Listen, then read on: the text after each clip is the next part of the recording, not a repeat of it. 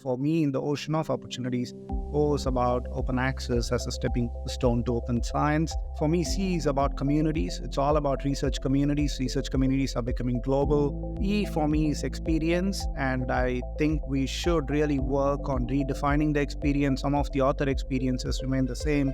For me, A, no points for guessing, is AI. Even my mom uses AI to look up new recipes and travel plans, etc. For me, it is about network effects because I believe publishers have also the responsibility to connect the research ecosystems with innovation ecosystems and public policy ecosystems and, creating network effects. And I also see publishers transforming from being a content pipeline to actually a platform for engaging research communities and helping them have a much better impact on solving the world's greatest challenges.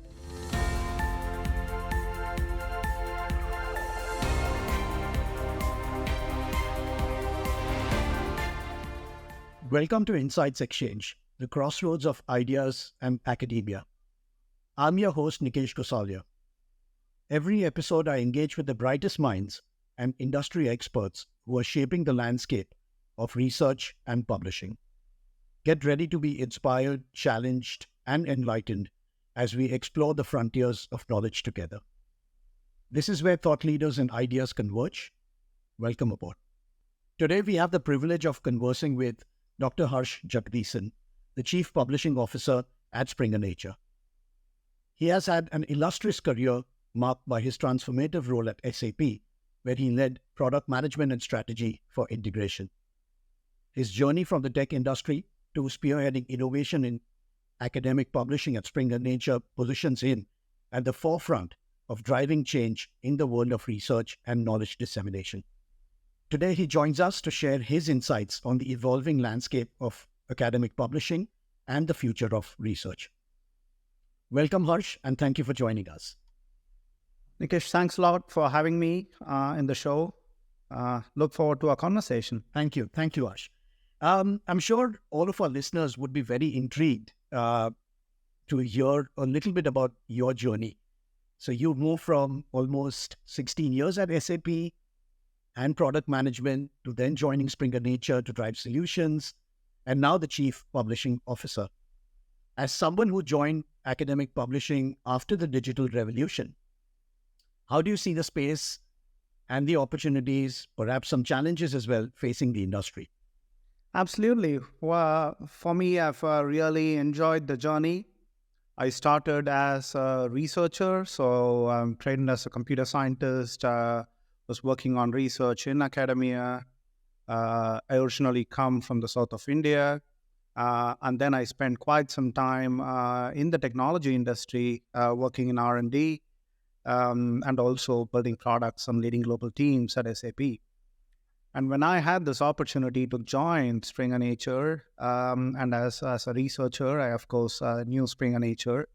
I thought this was a calling. This was a great opportunity for me to support research to reality, because at the end of the day, the research that happens in the lab should be shared widely and then should influence innovation and change. And that felt like a calling, and that's why I joined Springer Nature. It's been a fabulous 2 years. I'm still new in the industry. I still do ask stupid questions, but I believe the opportunities that we have in front of us is enormous. So I'm really happy to be part of this industry. Absolutely. No, thank you so much for sharing that, Harsh. And I know that, we've spoken quite a few times in the past, and honestly, it doesn't feel like it's just been 2 years. I think in year one already, Harsh, you made a fantastic presentation at the AP conference. And then in year two, almost like a slightly different role, but understanding all the learnings from the technology industry and how we can implement that in academia. So it's been fabulous to just have you share some of those insights. As we've been talking about in 2023, we've been hearing about a lot of disruptions affecting the industry. In your opinion, what would you think are the most significant disruptions currently happening in academic publishing? And what do you think happens after these disruptions? Well, the publishing industry and the academic publishing industry has been there for a long time. Brands like Nature and Springer have been there even before all of us were born and will continue to be there for generations. The industry has also been a pioneer, if I may, in the way that they adopted digitization and digitized all the content and really made it easy to be accessed by everybody globally. But what I believe is there is still a lot that we could do in terms of going fully digital. And what do I mean by that in terms of really reimagining the experience of publishing and accessing this content and actually having an impact in a more digital way? And I wouldn't see this as challenges, but I would see this as opportunities in front of us. And I tried to articulate those opportunities also on APE as what I see as ocean of opportunities. For me, O is all about open access, which is the first step towards open science. Having been a big beneficiary of the open source software movement, where as a young teenager, I had access to a collaboration environment with really great people contributing to Linux code and making that really equitable was a defining moment. And if you look at open source software, 99% of the software that's written today uses open source software, and we are at 30% of open access. So I believe there is still a great way to go, and we are just at the beginning of the open science revolution on how it can increase participation and build equity, and also, have significant impact. So for me, in the ocean of opportunities, O is about open access as a stepping stone to open science. For me, C is about communities. It's all about research communities. Research communities are becoming global. There is more new generation becoming new researchers, the Gen X. Their expectations are completely different. And if we can cater to the aspirations of research communities, provide them with a platform for them to collaborate and coordinate their research, then we'll have a much better value from all the research spending that we have. So for me, C in the ocean of opportunities is communities and collaboration. E for me is experience, and I think we should really work on redefining the experience. Some of the author experiences remain the same for 20, 25 years. We still use systems that were built for a different generation, and I believe we need to redefine how the experience that we offer. For example, in Springer Nature, we're working on Snap, which is our publishing platform, which is towards a faster, safer, and a more enjoyable publishing experience. Also, there is a lot of work happening on discovery. What you guys do with R.Discovery is also a fascinating example of redefining the experience for researchers and research communities. For me, no points for guessing, is AI. AI is going to be part of all our lives. Even my mom uses AI to look up new recipes and, travel plans, etc. And it's going to be a part of every researcher. They use AI significantly. And I believe AI can also help in all parts, staying on top of what's happening in the research areas, really helping them go from research to writing their paper, as well as help in the simplifying or assisting in the peer review process, of course, with responsibility and human intention built at the top of it. And for me, A is about network effects, because I believe publishers have also the responsibility to connect the research ecosystems with innovation ecosystems and public policy ecosystems, and creating network effects. And I believe these are ocean of opportunities that I see in front of us. And I also see publishers transforming from being a content pipeline to actually a platform for engaging research communities and helping them have a much better impact on solving world's greatest challenges. So it's an exciting time for me to be in the industry, and I'm sure a lot of you listening would also feel the same. Absolutely. Thank you for sharing that, Harsh. And I absolutely love the ocean acronym that you've used. I did hear that at the APE conference, and made a note of that and shared internally as well. That was fantastic. And just to talk a little bit about maybe an extended part of communities, I think researchers have always obviously been the central stakeholder in all of this. But for number of reasons, a lot of scholarly publishers, societies in the past at least, have focused a lot on engaging with various other stakeholders that are involved as well, librarians being one of them.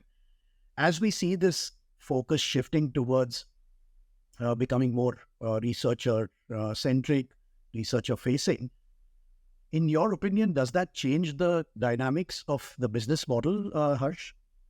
I think all of them are stakeholders. So if you look at who the main stakeholders are, of course, yeah, the research communities, and we need to simplify the experience for them to share their research. We also have funders who want to have the best value for their funding and drive the right impact.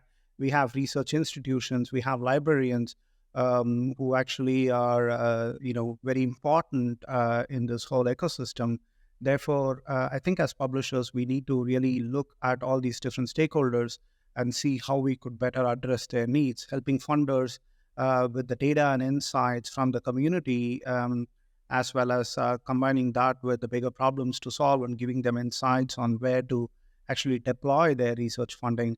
And research funding, by the way, is going to continue to grow globally, both in the academic as well as in the corporate sector, and having the best value for that investment, close to 1.7 trillion investment that we do as a humanity, is really, really important. And the second is the research ecosystem and the research communities on how they're able to collaborate and coordinate their research and have their research areas towards problem solving is going to be very critical.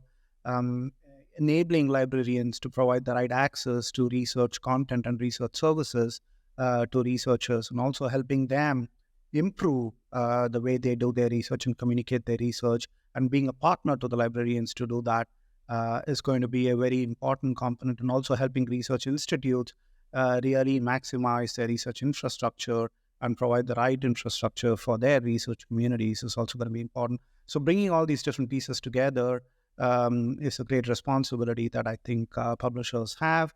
And I would say publishers of all stripes and shapes and sizes, not just the big ones, but also society publishers have a huge role to play in this, because they build the community and they, through the society memberships, really bring the people together.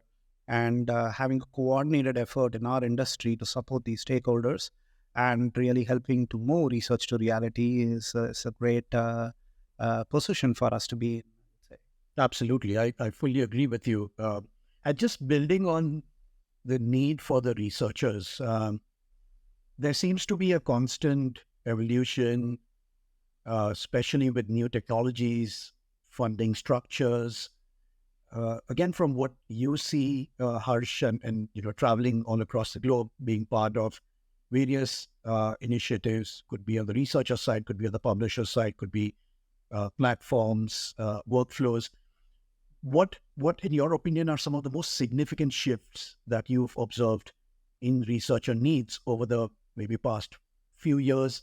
And how do you think Springer Nature is adapting to cater to them? Maybe specifically, if you have any tool or platform that you've seen or have developed that comes to mind to enhance the research experience.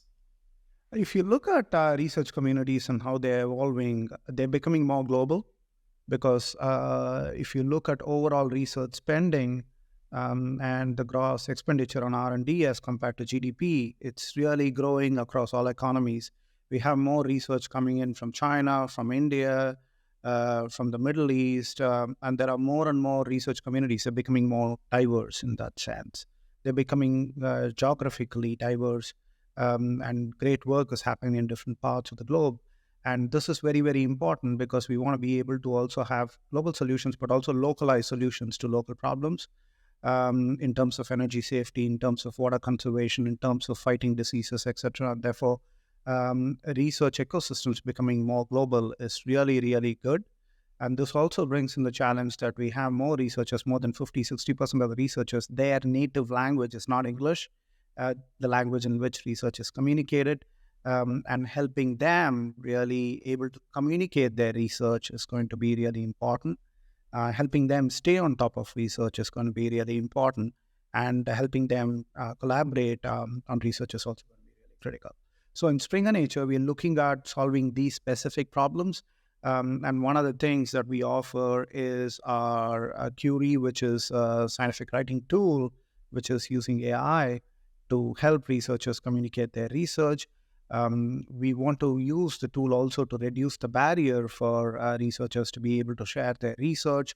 We have Nature Research Intelligence, which researchers could use to stay on top of what's happening in their research areas, look at what's the upcoming thing in their research areas, upcoming researchers in their research areas, so they're able to connect with each other and coordinate their research. We also have Snap, which has helped 5.5 million researchers in the past couple of years, publishing open access research and redefining the experience that a publishing platform could offer researchers. I talked about faster, safer, and a really enjoyable, researcher-centric experience, and this is what we're trying to do. And I also see that beyond Springer Nature, overall the industry is also looking at putting such experiences out there in the center. I talked about researcher discovery, R.Discovery, which is actually helping researchers stay on top. There is a lot more happening in different parts of this ecosystem where there is innovation coming in to make life easy for researchers. Having said that, we're also looking at with nature masterclasses, providing researchers really help to know how they could conduct research, stay on top of research methods, to be able to communicate their research in the most effective way. We're also offering nature careers where we help researchers look up the right research positions and help them build an evidence-based CV and also help in research evaluation in that sense. So these are all the set of tools and platforms that we bring to bear, and I'm also very happy to see what is happening in other parts of the industry as well. And this is the right direction to go from my perspective. Thank you for sharing that, Harsh. I know we've covered a few of these elements, but maybe kind of, going a little bit more into details. What do you think are some of the practical pain points that you hear from researchers about the current academic publishing landscape? And then how can technology be an enabler? How can innovative publishing strategies directly address these pain points in such a way that we can improve the whole research experience? Absolutely. So if you look at a researcher journey, we have early career researchers who are coming in, and they, of course, need help in terms of what I talked about, nature masterclasses or courses that help them come on top of research methods, to be able to understand what's going on in research, etc. And they're really looking for tools where they could have a one-stop shop to stay on top of their research. And this is where technologies like AI can connect the dots for them and really give them visibility on what's happening in different parts of research and help them stay on top of it. I also believe that as researchers come in, they want to be able to collaborate, and they want to be really understanding, having a platform for collaboration. We also launch Springer Nature communities, which are research discipline-specific communities where no matter whether you're publishing Springer Nature or not, you could come and participate and really stay on top of who's really top in your field. There are tools like ResearchGate, which allows people to do that and stay connected and network. And that's something that I see as one key thing: be able to come on top, learn things, and really be able to communicate and contribute, collaborate and contribute. So that's one area. The second area is what I call as research to paper. There is a lot of work that's happening in the lab. They are in lab notebooks, they are in they are in desk drawers, etc. But how do you now take that and be able to communicate that? That's going to be something where we could help researchers by reducing the barrier to be able to share all their work. I'm a strong believer that more and more research should be published, and the industry should not determine or throttle the amount of research that happens or the amount of research that's published. We should be an enabler to reduce the barrier to publish research, including null results, and be inclusive in that. And of course, with security, integrity, and protecting fraud, this is something that AI can help us do as well, with human in the loop. And as well as once research is published, and providing tools, for example, as scientific writing assistants to help researchers share this data and take research to paper is going to be really, really critical. And once the research is out, it's shared, we can help them really translate that into impact by making it easy for general public audience to consume that research, understand it. There is so much of fake news and fake science, and we play a significant role in maintaining integrity and trust. And technologies like AI and blockchain can really help solve some of these problems as well as we go forward. Absolutely. Open access is a topic of much debate. I know there has been significant progress in academic publishing and even in Springer Nature's own portfolio in moving towards open access. But one question that still is in a lot of publishers' mind is, how do we kind of see different business models evolve? And so in your opinion, Harsh, how do you see the open access models evolving to meet the need of the researchers and the readers, but at the same time ensuring the financial sustainability of academic publishing, because it involves a lot of rigor, a lot of processes, like you said, maintaining integrity, peer review. So how do you kind of, strike that balance? Yeah, for me, I'm a bit biased as somebody who was a researcher in India and sometimes having access, like 20 years back, having access to, emerging research was not so easy because it was behind paywalls. So as a researcher, having open access really bridges the gap and builds equity from that perspective. At least it's available to other researchers, but it's also available to the community where it rightfully belongs. I believe, like I said, we are at the initial stages of open access. We are currently talking about open access as a business model, where after research is done, we take it out of a paywall and make it openly available, and that's seen as open access. But I believe we will go open by default, which means research will happen in the open, like how open source happens in GitHub and in open infrastructures. Research will happen in open infrastructures, and research data, research protocols will be openly available for collaboration and for sharing. But all of this should happen in the context of a sustainable business model. Even in open source, where the code is open, the infrastructure to host the code and make sure integrity of it is actually charged.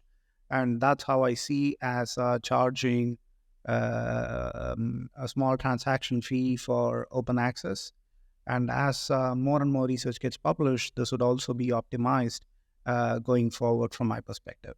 And I'm new to the industry. I've heard all the conversations about how open access and the APCs create barriers, etc. And if I do a little bit back of the envelope math, we have a $1.7 trillion spend on research overall, but whereas the publishing industry itself is 10 billion. So it's no comparison from that sense. Therefore, I believe that having a small transaction fee where research could be shared very openly in a sustainable way, and publishers can take that load out of the research ecosystem and help them focus on what they do best, which is eco research, and then provide them with tools to share their research and collaborate on it and drive outcomes from it in a more sustainable way. So in summary, for me, open access needs to be a mindset, not just a business model. Research would happen more and more in an open infrastructure where data protocols and outcomes of research are openly shared, fostering collaboration. And all of this should happen in a sustainable way. Whichever business model we find, it needs to be sustainable, that the research community is focusing on what they do best and they get all the support to be able to share their research openly. It's more of a mindset and not just, only pertaining to making it more open, more available, or just a business model. And you'll probably hear me quoting that a few times now going forward, because that's the kind of change that, the whole industry needs. The State of Open Data report from 2023 recently caught my eye. What really stood out for me was the insight that almost three-quarters of respondents had never received support with making their data openly available. First part of my question, any thoughts on that? And maybe the other part, B to that question would be, how can publishers establish effective feedback mechanisms to continuously improve and meet these kind of evolving needs of researchers and authors? So I just want to start by saying that we did this industry-led report on open data practices. We've been doing this for 10 years now because we strongly believe sharing of research data in an open way is going to foster better collaboration, better outcomes. And every time we talk to researchers, we see engagement and willingness to share data, but there is a knowing to doing gap. You know what I mean by that? There is interest, but there is still not enough action in terms of how much of data, research data, is shared. So for me, one of the ways to solve this is also, I think about it in terms of three buckets: convenience, value, and reward. So if you look at convenience, how do we really make it convenient for people to share their research data? And convenience is an important thing that drives behavior change. The more convenient that you make it for people to share their data, then they would actually share it. The second thing for me is valuable. How do you make it valuable? Why should I share data if I am a researcher? And what do I get if I share the data? And what I believe open sharing data can actually do is have the community take a look at the data and then build on top of the research that you're doing, and could also drive more, follow-up research on top of what you're doing. Could lead to citations of this data, could lead to recognition of the work that a researcher is doing. So I think it's far more valuable to share data openly, and this would also drive the behavior change. And the third thing for me is rewarding. So how do you make it more rewarding for researchers to share the data, and how can funders mandate sharing of this data? So these are the three things that I see is very, very important. We've actually worked very closely with Figshare to enable the sharing of the data. We now have protocols.io, which we brought into the Springer Nature family to share open protocols. And we're trying to make it more and more easier for researchers and more convenient for researchers to share this data, make it more valuable and rewarding for them. And we are at the early stage, like I said, and this is just is going to continue to grow and build from where we are today. And I also believe that new generation of researchers, new cloud tools that comes out for working with data and dealing with data, and AI supporting working with big data will all make it more and more easier and convenient for people to share this data. The other important topic which did the rounds in 2023 and maybe, is being spoken about over the last couple of years now was diversity in research. And I know you've already spoken a little bit about it. Global communities, a very high number of researchers come from, non-native countries. Even personally for me, as someone, who is of Asian origin, now living in the UK, I've personally realized how important the cultural context is in everything, in research, in life, in work, all of it. So considering the diverse cultural context, how can publishers ensure that their approach is culturally sensitive, at the same time resonates with stakeholders globally when expanding their research business? For me, diversity has multiple perspectives, right? And I constantly believe that diverse teams are the top teams because there is diversity of thought, there is diversity of experience. If you look at the research context, research is becoming more global. Not all problems across the world could be solved by research or solutions that emerge from the research triangle in London or in in the US. Therefore, research needs to be localized, and there'll be more and more research happening in China and India, the Middle East, South America. And it's very, very important for publishers to make sure that they work with the communities there and therefore have leadership as well as teams that represent those communities. So you could actually understand the cultural context and work with those communities. So all publishers would be global publishers supporting these global emerging communities. I also believe it's important to look at diversity in terms of not just these locations. The locations are important, but but also diversity in terms of supporting careers at different researchers at different career levels.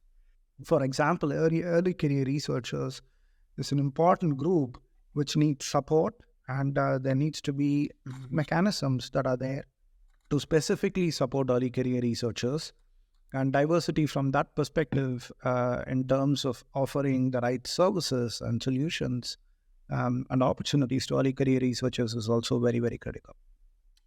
The third thing for me is diversity in terms of the communities that we work with, specifically making sure that research that happens in these emerging markets like, say, China, India, the Middle East, or South America always doesn't go to the US or UK to get peer reviewed, right? So we also need to have editorial communities and peer review communities also, which are diverse and equally representative of the research communities that they are part of.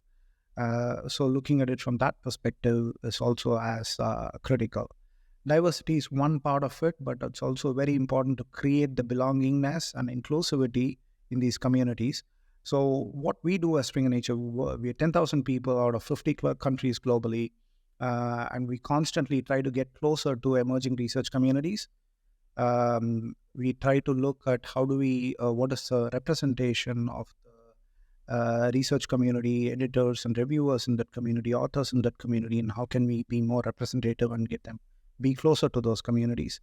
We also really look at, tools like Curie have diversity and equity built into it because there are more than 50% of researchers who don't speak English as a native language. So how do we really bridge the gap and help them, communicate this? So that's also part of creating an inclusive environment and also helping people to read research in their languages, read books in their languages is also our quest to build in diversity and inclusion at everything that we do. The last thing that I want to say is I think it's also important for us as an industry to bring diverse set of thoughts and make sure that we are able to attract talent with diverse mindsets as well. Me coming from the technology industry, though I still do ask stupid questions, but I have certain diverse perspectives that I can actually bring to bear. And that's also really important to attract talent which are coming from different industries and with different thought processes to be able to take our industry to the next level.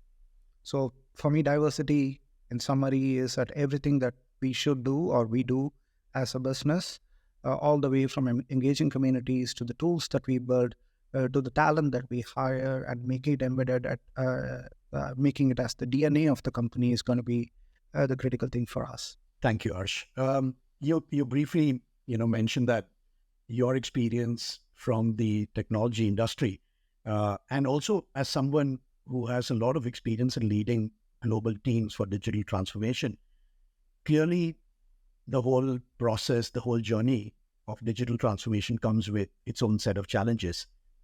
Based on your experience, could you discuss some common challenges that are faced by publishers and also the benefits that can arise from embracing digital transformation in the academic publishing sector?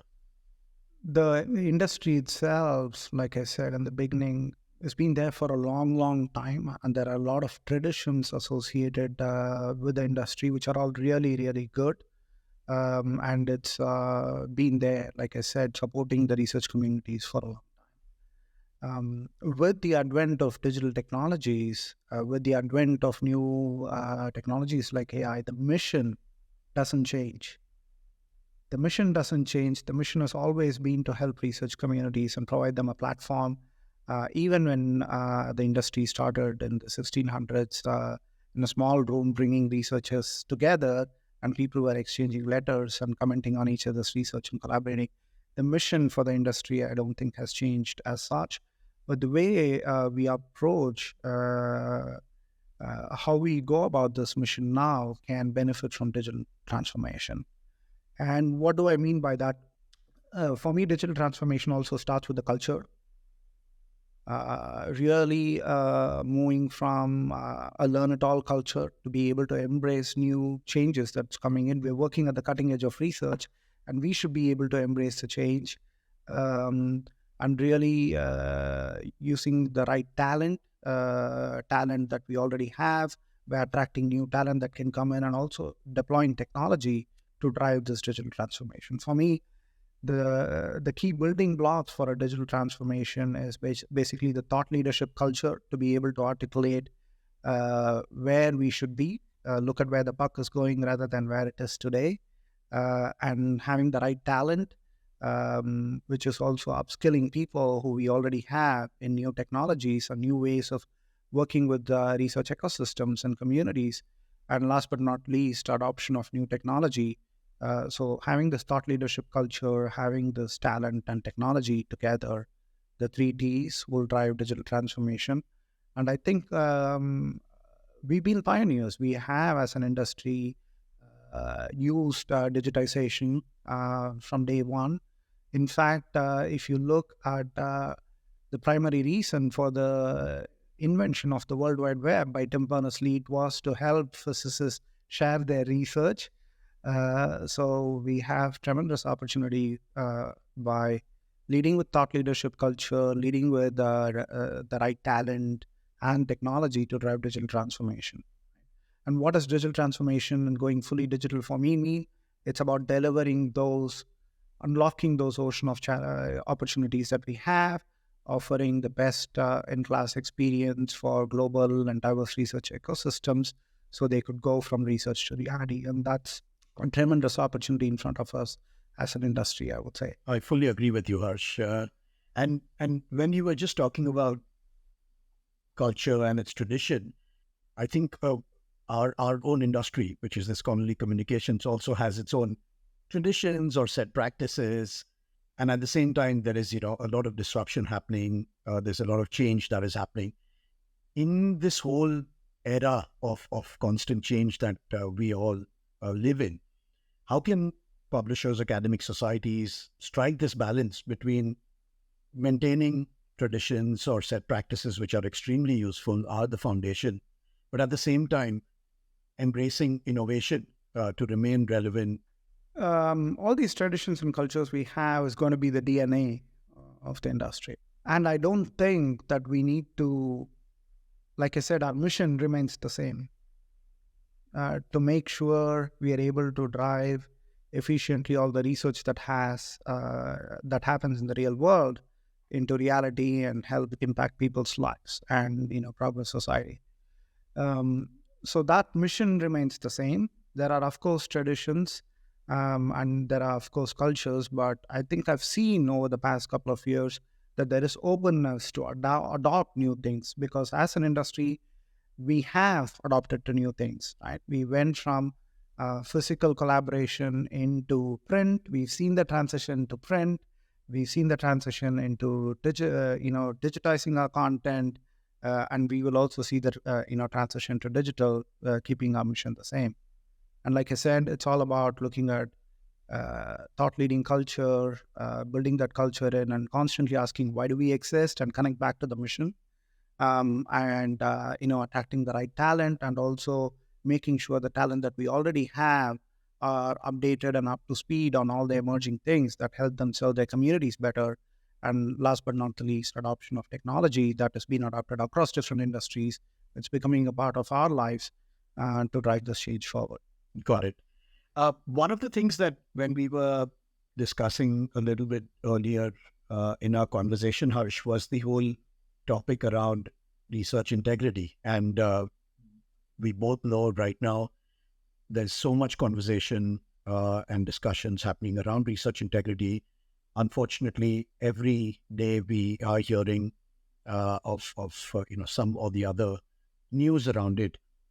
And I think research integrity has always been extremely important. It's probably, just kind of resurfacing as an important topic, important area.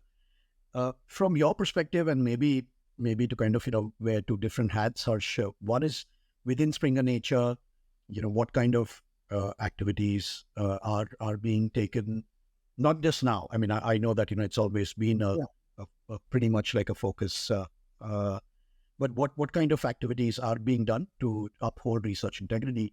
And then maybe just as an industry, once again, what are things that we can do? Because I think, unfortunately, what is happening in this whole process is that, science is becoming a victim. And to a large extent, publishers also, because certain malpractices, certain paper mills, certain fraudulent bad actors are just trying to really, malign the whole industry. So from your perspective, Harsh, it'll be great to kind of get your thoughts, both from a Springer Nature's, perspective and the industry. What are some of the things that we need to do to uphold research integrity? So when I actually took a look at this, right, in my view, there are three given facts, right? Number one, given the gross expenditure on R&D is going higher and higher, which is a good thing that there is more spent on research because we need to solve global problems, the volume of research that will be published will only go up. There will be new emerging research areas. There will be multidisciplinary research areas. There will be more and more people coming in as researchers, and there is more research funding. So the more research that's shared more openly is good. So there will be more research that's shared. The second thing that I constantly see is that the research incentive systems, the incentive systems for researchers are what they are today. And there is a lot of thought about how do we redefine research evaluation, etc. And this is something that we should all welcome and support. We should move away from the publish or perish culture. People should publish because they're doing research, and the friction to publish is reduced. But not because they're forced to, right? So that's the second given thing. It is as it is, and there is a lot of effort going on across the world on changing it. The third thing also is that there is fraud in the system. There are fraudulent practices, paper mills, because of incentives that are out there. And these are the three realities for me. The volume will keep going higher. The research evaluation mechanisms would change for the better, but they are as is. They do incentivize, publishing more. Impact factor is a driver, etc. And the industry's been talking about it, and there will be a constant shift in that to a better situation. And the third thing is it does drive fraudulent practices, right? Overall, the mechanism that we have in terms of also looking at fake research or paper mills and doing retractions also is working to a large extent. I have to credit a lot of sleuths who are out there, who are spending their personal time, and Papier and these groups who are taking a look at this. So more openly research and research data is shared. It's going to be really important to reduce the integrity issues. At Springer Nature, we are doing three things. The first one is organizationally making sure that everybody understands that research integrity and preventing fraud is the number one purpose why we exist as a publisher, in addition to being home for all research. The second thing is deploying tools and technology at every stage of the process to be able to look at nonsense research, to be able to look at track paper mills, to be able to have blacklist of bad agents in the system, to be able to deploy AI to look at shells and blots and practices that we see there, etc. And the third thing is collaboration with industry partners. So STM Integrity Hub and the whole Integrity Forum that we have, because it's not just one publisher's problem, it's the overall industry's problem, and therefore collaborating across the industry is also going to be critical. So so these trends that I see in terms of more volume of research getting published, which is good, will continue to happen. Research evaluation systems are what they are today. They're moving to a direction where they'd be much better than what it is today.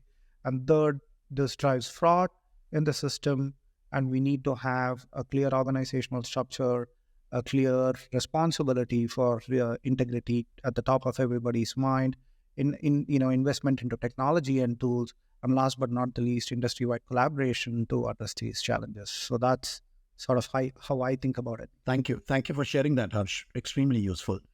I know that you've covered this in bits and pieces, Harsh. So just to maybe kind of summarize your top of mind thoughts or how you see the year going forward, what are maybe top 2 trends that you foresee in scholarly communication, and how can the industry proactively prepare for the future needs of researchers? Yeah, the 2 trends that I clearly see is there will be more and more shift into openness. So you see open access, which is established form in Europe and getting established in US as well with the OSTP memo. We see more and more open access in APJ in South America. So open access is going to be a tipping point this year for open access to become the default. So open access as default is how I would summarize this across the globe. And there is going to be a further acceleration of this, and we need to make sure that the system is still equitable, it is still accessible, for it increases participation rather than decreases participation. So these are the challenges we need to address with that. And the second thing is continuous use of AI. AI will be used in good ways, but AI would also be used in bad ways. And responsible use of AI is going to be important. AI is going to be used to connect the dots for researchers and help them stay on top. AI is going to be used to make it equitable and easy for researchers to share their research. AI is going to be used in assisted peer review with human at the center. But AI is also going to be used to create synthetic data. AI is going to be used to create fake papers. So it brings in the whole gamut of great things, but also things that we should watch out for. So those are the 2 trends that I see. Open being default, open access being default, and AI playing a significant role in across the research cycle. And it's exciting times. We are really in exciting times. But I can tell you, we're just getting started. So that's even more exciting. No, I fully agree with you, Harsh. I think this is just the start. I know that there's going to be a lot of change. With that comes challenges. With that comes, we all moving out of our comfort zones. But let's do it together, like you said, Harsh. And last but not the least, when Harsh is not at work, when you're not traveling, when you're not on panel discussions, Harsh, when you're not, reading reports and sharing insights, how do you spend your if you have any free time, how do you spend that time, Harsh? I think well-being is really important. All of us have struggled during the pandemic to keep a balance, and we were turning into Autobots, stuck to our digital devices. I try to play. I play badminton. I used to play squash before, but they have an impact on my knees these days. So badminton is what I do, and then go on long walks in the forest nearby. So these are my 2 ways to recharge. And I also try to immerse myself into traveling. We do a lot of travel to World Heritage sites. I'm a history buff. So these are some of the things that help me recharge myself. Thank you. Thank you so much for sharing that, Harsh. I think, a lot of listeners would really find that very intriguing because, there's obviously another aspect to all of us. Absolutely. Yeah. So thank you, Harsh, for this illuminating discussion on the dynamic landscape of academic publishing. You've certainly touched upon a range of topics, from the transformative journey of industry leaders to the disruptive forces reshaping the scholarly communications. We've explored the evolving need of researchers and the role of technology in enhancing their experience. The debate on open access and the nuanced strategies for global collaboration is also something that we spoke about. Thank you, Harsh, for underscoring the delicate balance between tradition and innovation in this ever-evolving space. And as we look to the future, your insights into upcoming trends have left us pondering the exciting possibilities that await the scholarly community. Thank you, Dr. Harsh Jegadeesan, for contributing to the ongoing dialogue, shaping the future of academic publishing. Thank you, Nikesh. I really enjoyed the engaging conversation. Thanks for having me once again. And to our listeners, thank you for joining us at Insights Exchange, where thought leaders and ideas converge. Until next time, stay curious and keep exploring the frontiers of knowledge.